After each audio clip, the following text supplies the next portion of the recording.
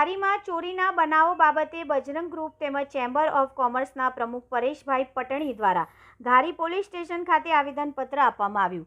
ધારી શહેરમાં તસ્કરોના તરખાટ સામે આવેલ છે। થોડા દિવસો પહેલા એકી સાથે ત્રણ દુકાનોના તાળાઓ તોડીને ધારી પોલીસને પડકાર ફેંકનાર તસ્કરો હજુ તો ઝડપાયા નથી। આ સમાચારની સાઈ હજુ તો સુકાઈ નથી। ત્યાં જ ધારી શહેરના હાર્દસમા બગીચાની એકદમ સામે આવેલ એક મોબાઈલ શોપના તાળાઓ તૂટ્યાની ઘટના બનેલી છે।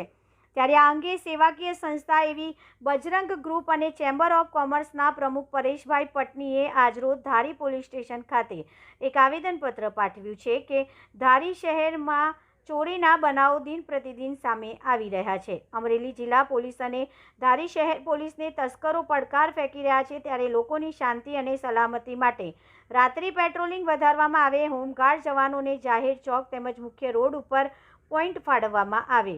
રિપોર્ટર ડામોર વનરાજભાઈ, ધારી। ગામમાં થોડા સમયથી ચોરીના બનાવ બનતા આજે બજરંગ ગ્રુપ અને વેપારીઓ દ્વારા ધારી પોલીસ સ્ટેશન ખાતે આવેદનપત્ર આપી અને રોજ રાત્રે પેટ્રોલિંગ વધારવામાં આવે અને જે ધારીનો મેઇન રોડ છે બગીચા પાસે ધમધમતો રોડ છે ત્યાં તસ્કરો દ્વારા અઠવાડિયામાં 2 વખત ચોરી કરતા આ બાબતે પોલીસ ખાતું યોગ્ય કરે તેવું આવેદન આપવામાં આવે છે।